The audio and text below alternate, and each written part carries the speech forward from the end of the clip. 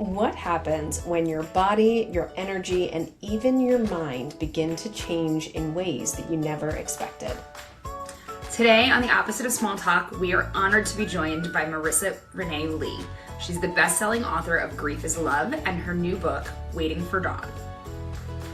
Danielle, one of the things that Marisa talked about was having her neighbor wash her hair while she was going through chronic illness, and just what it takes to ask someone else to wash your hair. My question for you is, do you feel like you're someone who struggles to ask for help, or would you consider yourself pretty good at asking for help? And can you think of a time when you asked for something that was, maybe a little bit vulnerable like that? Those are a lot of questions, Kristy. I would say I do have trouble asking for help. I don't think it comes to me naturally. But there have been times when I have needed it and had to say, like, this is what I need now. And I will say, I guess, there have been times where I said, like, I just need someone to come be with me, right? Like, just be in my physical space. And asking for that feels like a lot, but it's not. But, and just saying, like, the time that I can think of is, it was like my mom's birthday last year. So it was only a couple months after she had passed away, and it was like her first birthday. And to commemorate the day, I was like, I just want people around me, right? Like, I don't know what I want. And I asked two of my friends to come over, and I was like, I'm going to order pizza and we're going to have some wine. And can you just come and be here with me? And that felt like a huge ask in some way, but they were happy to do it. And it was happy to, like, have people there, but it was hard to ask for it. I felt like I was asking for a lot. Yeah. I feel like when you're a very independent person and then, like, it gets to the point where you have an ask like that, I feel like there's an emotional charge to it, and people just know, and they do. Like, it's very, very, I don't ask for help a lot either, but when I do, like, people are very quick to help. And I would think that people probably are more than we think. Yeah. Like, it's not, people don't show up because you don't ask for help often. It's people show up because you ask for help. And I think that's probably a really good lesson to keep in mind of, like, it doesn't matter that I don't ask for it often. Maybe I do need it more. And I think if I asked more than I do, people still would show up. It's not like a burden that people are like, oh, well, since she hasn't asked me to do anything in 6 months, I guess I'll probably do this now. Right. But yeah, I think that's a really good lesson. I think that's right. Enjoy our conversation with Marisa Renee Lee. Marisa, welcome to The Opposite of Small Talk. Thank you for having me. We are so excited for you to be here. We want to start, as we start all of our interviews, tell us a little bit about yourself and how you've come to do the work that you do. Okay. So I am an author. I also work as a strategic consultant, mostly for political campaigns, nonprofits, and a handful of Fortune 500 companies. In terms of how I came to do what I do, I have always wanted to be more than one thing. Like, I remember, when you were a little kid, everybody would say, what do you want to be when you grow up? And for years, like literally years, ladies, I would tell people I wanted to be both an actress and a lawyer. Like, I didn't think that those were things that, it might not make sense to try and achieve at the exact same time. And my mom used to say over and over again, if that's what you want to do, both of those jobs require a lot of reading. Like, you're going to need to be good at reading. And if you're a lawyer, you probably need to be good at writing too. So I feel like from a very young age, I was just constantly surrounded by books, which led to, a lot of thinking about the world and what's possible and just sort of natural creativity. And I also, at the same time, couldn't help but notice, there are these very significant problems in the world.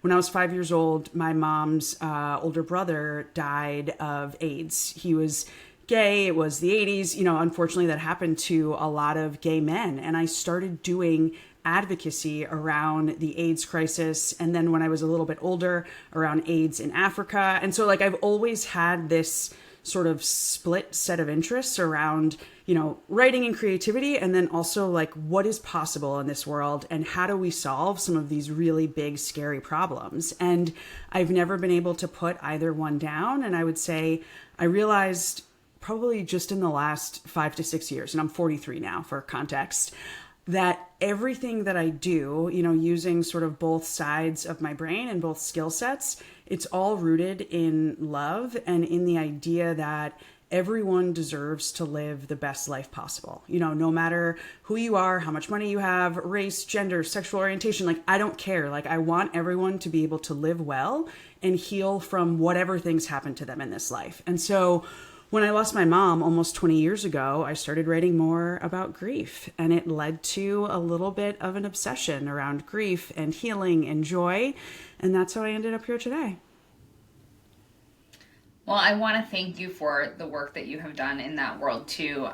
As our listeners know, I'm on my own grief journey that started about a year ago, and your work has definitely helped me. So I do really encourage anyone who is on that journey to check out Marisa's work and her book, Grief is Love, and listen to her on other podcasts, because it really, really was something that has been really, really helpful on my journey. So I want to thank you for that. I'm so glad. I'm sorry that it was useful to you. I feel like I always tell people that as well, but I'm glad it was useful when you needed it. Thank you. So tell us about your new book, because it's still in this realm of grief, but Waiting for Dawn is about your experience with long COVID. Tell us a little bit about that. Yeah, it's funny. So I had a contract to write a different book.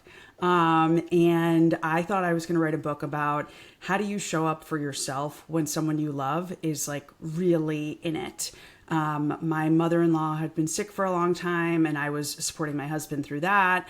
I had a cousin who went missing and was later found murdered by her husband, and I was supporting my aunt and some of my other cousins through that experience. And so I thought the book was going to be about, how to be a great support person. But then a few months later, I got COVID for the first time in April 2024, and I have not fully recovered 2 years later. And so I suddenly found myself in this place where, I was no longer the support person. I was the person who needed support.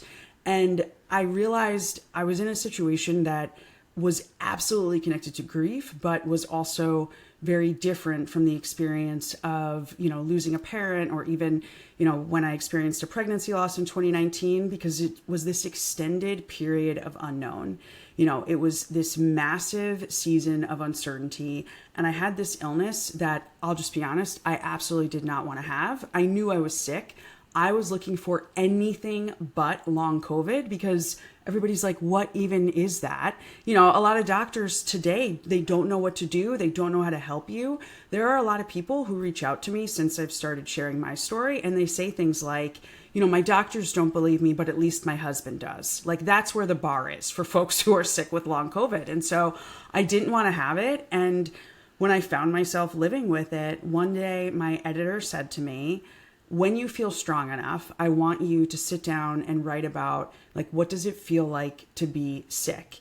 And in the span of a couple of days, I had 10,000 words, and those quickly became chapters. And I realized, it's not a book about long COVID. It's really about how to live well in the midst of any season of uncertainty, whether it's anticipatory grief, your health crisis, a family member's health crisis, divorce, maybe a challenge with your child, whatever it is, it's hard.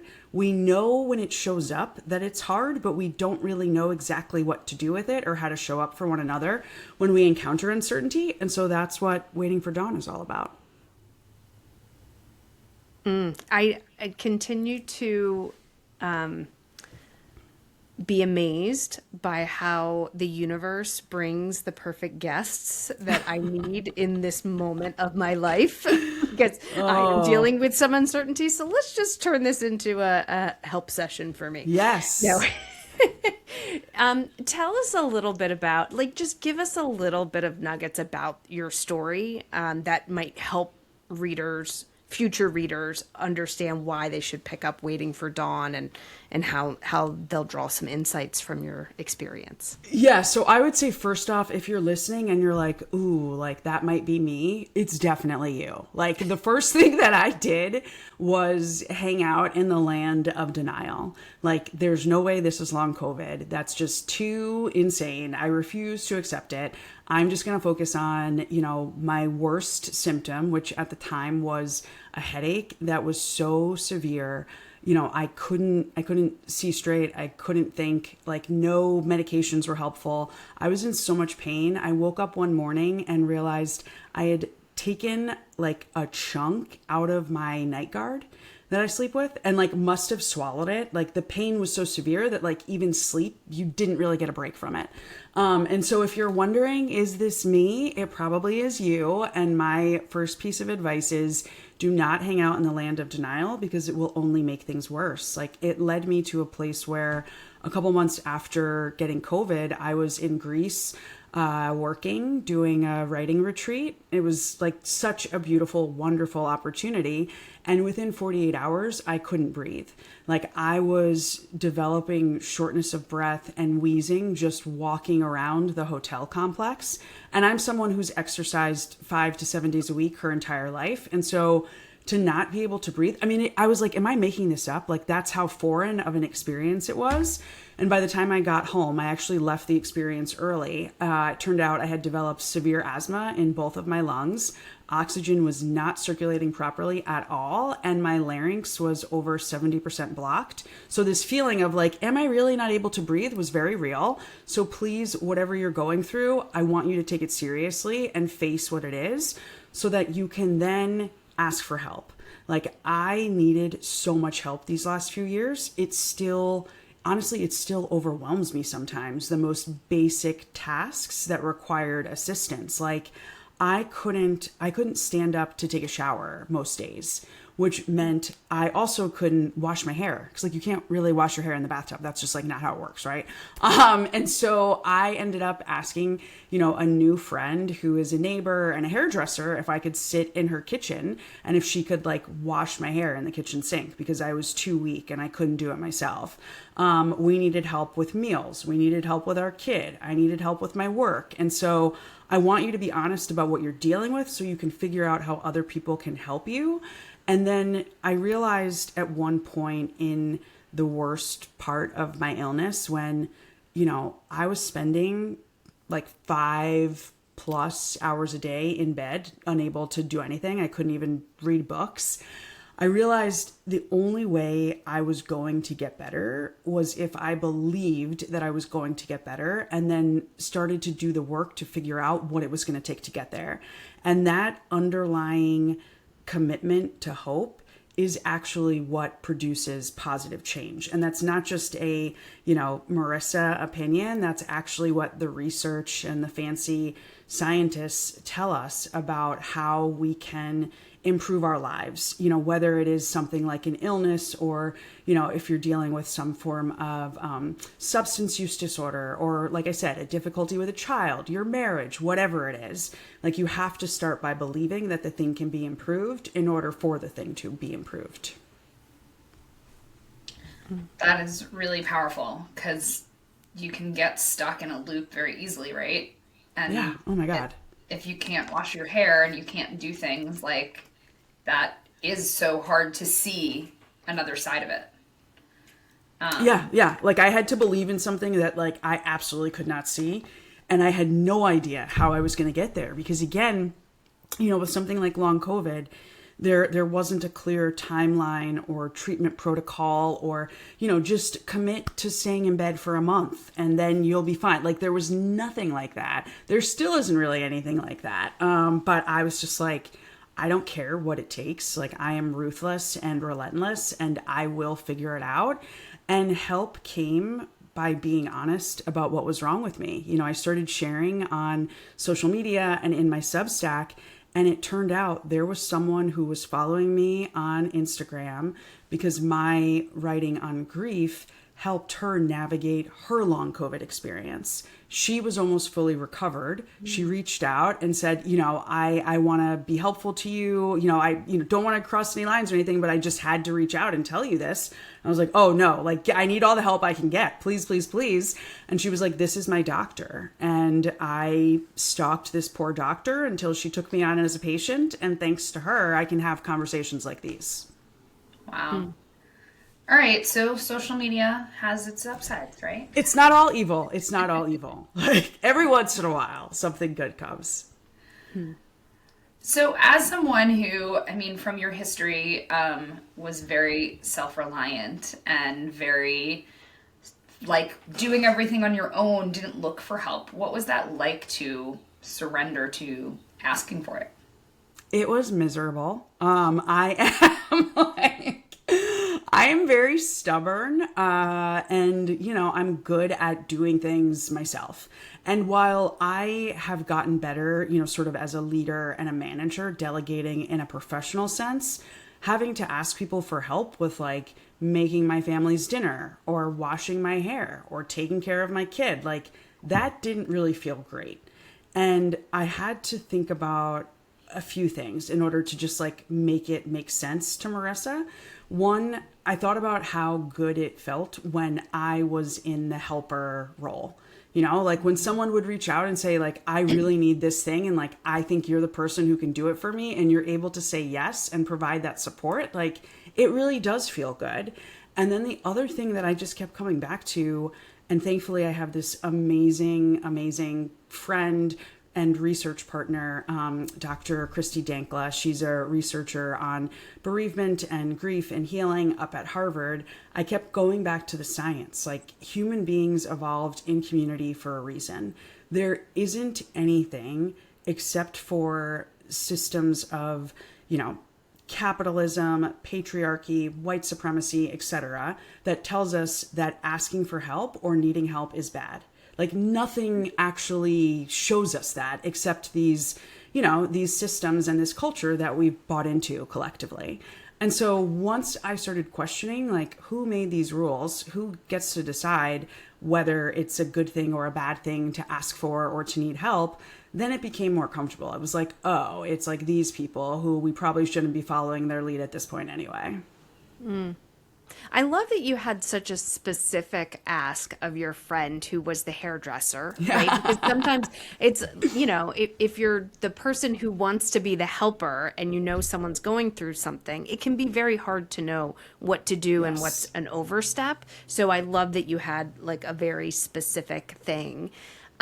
Were there things that you felt like you couldn't ask, or were there just tell me a little bit about how you thought about it and Yeah, so I would say one of the biggest challenges was asking my husband for help, not because he's not a nice person or something, but it just felt like he was already in this very challenging situation. And so the things that I had previously owned and was able to still own, I wanted to continue owning them, even if I could just barely do the thing. Bennett's bedtime has been my thing since Bennett was born. He's our 4-year-old for context. And some nights, man, and thank God this was a year or two ago, because if it was now, he would catch on.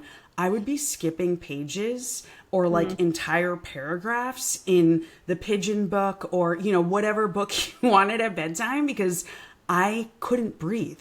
I was just this kid does not need 4 bedtime stories, first of all. Second of all, we're just going to fast forward to the end a little bit. Now he pays too much attention and I wouldn't get away with that. But those were the kinds of things that I both didn't want them to be taken from me. It took us 5 years to get to this kid. I didn't want any part of motherhood being taken away. And like I said, I didn't want to put more things on my husband's plate. But the way that I got comfortable overall with the help piece was just thinking about it as if I were one of my strategy clients. I was you get hired by people all the time to help them do these big, lofty things eliminate the racial wealth gap or, ensure that LGBTQ LGBTQ youth are safe in their communities. And, like, you know, like you do these like big crazy things and have for decades. And so now you need to do that for yourself. And so I was like, okay, like if you are the client and long COVID is the problem and the goal is, you know, physical, emotional, like mental healing and like well-being, what are the things that like only you can do and what are the things that other people can do? And so, like, for instance, I am really good with medical research, but I don't need to be the person who does the research and makes the doctor's appointments, especially when it's hard for me to talk. Like, that's something I can outsource to a friend.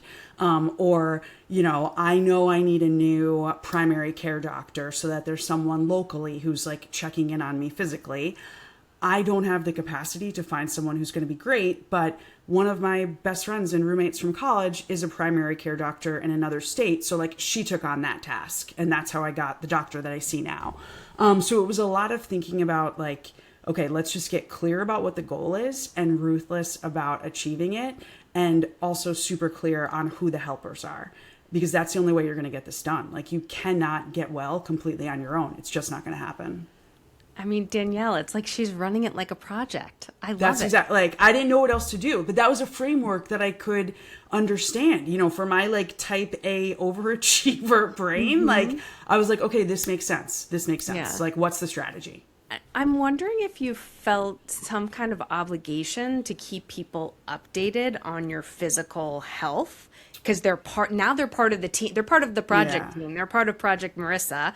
So do you feel like somehow beholden to share in a way? And were you okay with that or not okay with that? How did that go? That's a really good and interesting question. And I will say it sort of depended on the person and like if it was going to be useful to me to keep them updated regularly or if they could get the updates from a different source. So an example, I have 11 roommates from college, which is completely bonkers.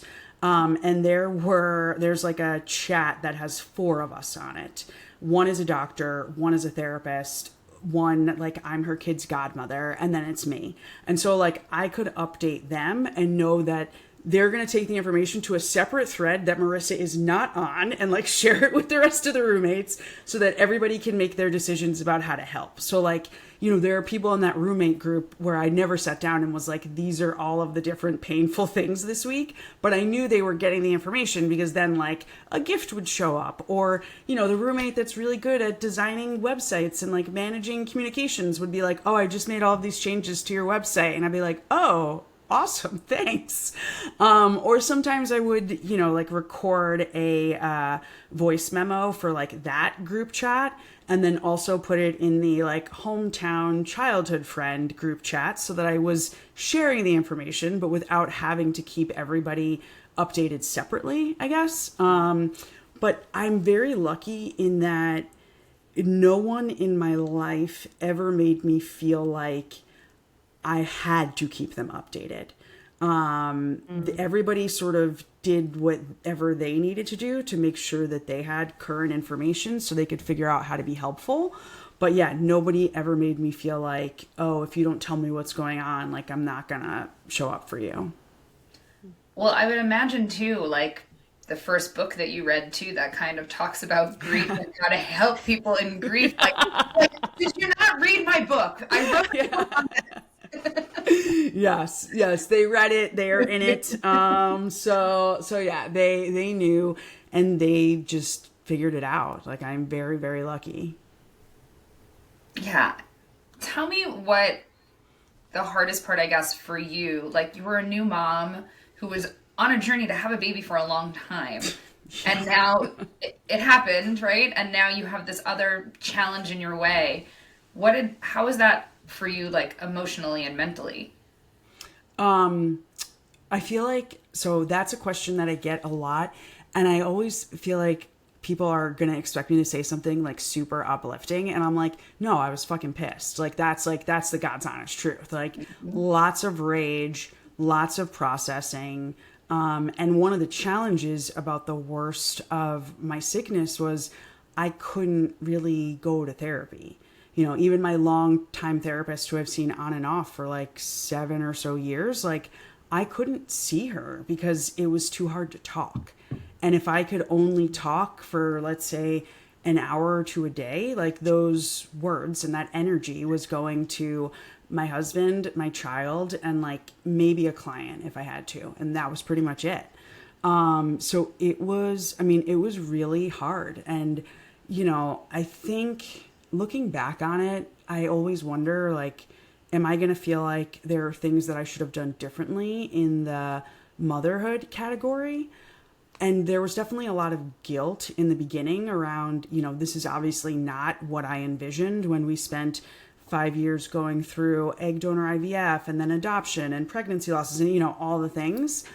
But then I tried to think about all the things that I gained from my mom being a sick parent for most of my life with her, and all of the things that, my son could learn from having to be more sensitive to somebody else's needs. And that's just what I chose to focus on. That and truly being shameless when it came to asking for help, whether it was free help, like the same hairdresser neighbor would have him with her girls all the time. Thankfully we could afford a part-time nanny. My dad lives up the road, and grandpas are not as efficient as grandmas, but it gets the job done. It gets the job done. For some reason though, he thinks that an after school snack is like an entire Happy Meal. I'm like, you cannot take my kid to McDonald's for a Happy Meal once a week after school as a snack. Like, what are you doing? But other than that, it's worked out pretty well. So also what you have isn't something that people can see necessarily. Oh yeah, that's a good one. So how do you navigate that? That's a good question. I think because of that, for a really long time, I had a hard time identifying or being open with terms like disabled or even like temporary disability, because you look at me and like I look fine. And even when I was really sick, like I could make myself look fine, 5 minutes of makeup and like you would never know anything is wrong with me. And I wish that I had gotten comfortable earlier owning like how enormously bad this situation actually is, instead of comparing myself to people who are more disabled. Because what I will tell you, I have found from people who, are amazing like leaders in the disability community and like in the disability justice space, they are some of the most welcoming and supportive people I have ever encountered in my life. And when I have said to them, I don't have a deadly illness. I don't require a wheelchair every time, I go out. Like I'm not disabled in the same way. Like they would challenge me and push back on that and point out all of the things that were different about my life today versus, pre-long COVID. And it was only through conversations with these folks that like I got comfortable saying, yeah, like I am technically temporarily disabled. Like I'm traveling by myself tomorrow for the first time since 2024. And there are so many things that I have to put extra thought into because of how weak my body is. Like I am going to need help with my luggage. I cannot have the same plans that I would normally have for like navigating around Penn Station and like running here to buy a book and like going to this other place to buy a sandwich. Cause like I can't spend that much time on my feet without it exhausting me and becoming a problem. Like I have to overthink. Oh, and I'll be wearing a mask the entire time, whether I like it or not, because like I'm just not out in public around people without a mask on, except the occasional dinner out or when I'm on stage at these book events. Like that is what my life is right now.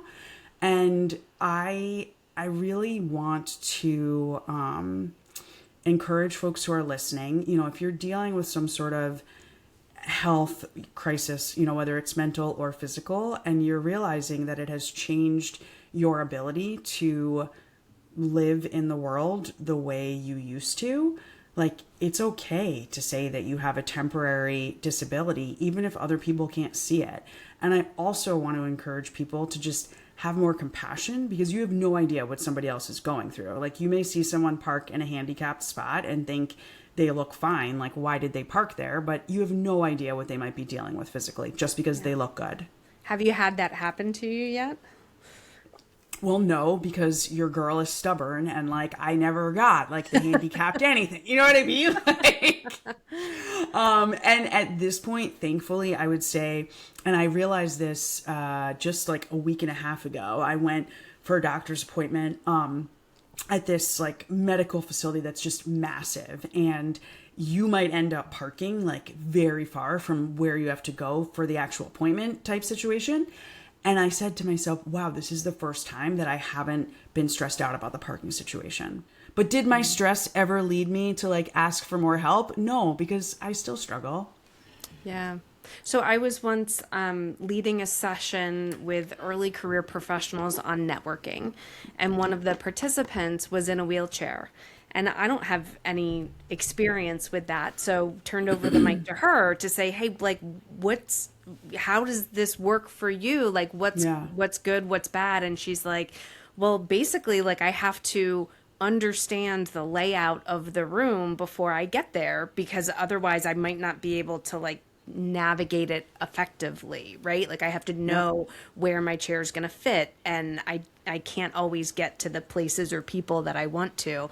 And it's just that cognitive load of having to think through all of those details that you just take for granted if you're not going through something like that. And fatigue is very much in that category, right? Where you have to think about all of those details before you go. And I wonder too, in this invisible, when it's sort of an invisible disability, there's this weird dynamic where if people don't actually know you, it's like they shouldn't have to know what's going on with you. Just give people some grace. But then it's also, it's like this weird line where it's like you want to tell them, well, no, like, this is what's happening. But it's also like, just give people a break. Everybody's going through something. I know. And I think when we are better at practicing compassion for ourselves, like, it gets easier to practice it for others. But I just feel like right now the world is in a pretty messy and terrible place. And I don't know, I feel like we could all use more self-compassion. But to your other point, like the fatigue that comes from the overthinking, you know, I spent probably like 30 to 40 minutes just organizing and packaging all of the medications that I have to bring with me for a 3-day trip to DC.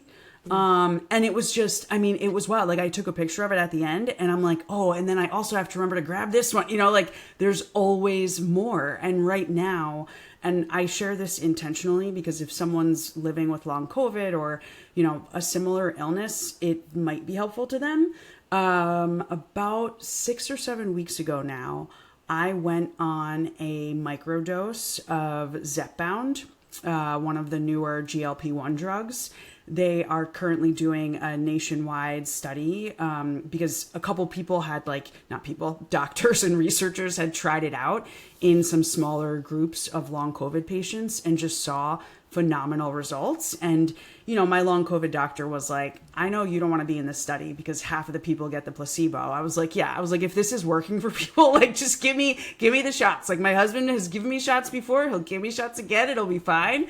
And it's been amazing and super helpful, but it also requires some overthinking on my part, because if I don't eat enough protein specifically, like, I will start to feel dizzy and headachy and just like kind of confused and not quite right. And I'll lose too much weight and they won't be able to keep me on the drug. And so, like, whereas, you know, for other people in different situations, it's only helpful. It's like, even with the best medication that I've been on so far, there is this additional management piece that's just time consuming and exhausting. What would you like to leave our listeners with today? I want folks who are navigating something challenging to really figure out what do you need in order to make a continuous commitment to this concept of hope? Because in order for anything to improve, like, you really do have to believe that improvement is possible. And a question that someone asked me recently is like, what does that look like when someone is near the end, near the end of the life of a loved one? I think about the experience that I had with my mom. And I think in those situations, hope is just living your best life possible for as long as possible. The day that ended up being my mom's funeral was supposed to be just like a random ice cream sundae party that a bunch of, middle-aged ladies were throwing for her because my mom really liked ice cream and everybody knew she was going to die soon. Like, it didn't matter that it was February in New York. Like, it was just like, she really likes ice cream. She's probably not going to make it till summer. So, like, we're having an ice cream party. And so I think about her end a lot because while she was never... She was a realistic person. So she was never hopeful that, like, she wasn't going to die from stage 4 breast cancer. She was always hopeful around the circumstances of her life and having them be as joyful and positive as possible until the very end. That's beautiful. That is really beautiful. Thank you for sharing that with us, Marisa. Absolutely. Hope that everybody could take a little bit of your mom with them. And that, yes, that please. attitude. All right, yes, everybody get your copy of Waiting for Dawn, Living with Uncertainty. Thank you, Marisa. Thank you for having me. If you want to have more of your own opposite of small talk conversations, we can help. We've created a starter pack of big talk questions that you can download and use to ditch the boring small talk and create more meaningful conversations with the people around you. Get it in the link below. If you liked this episode, please subscribe and leave us a comment. Let us know what you think of this topic and what you'd like to hear about next. Thanks for watching. Stay curious and talk big.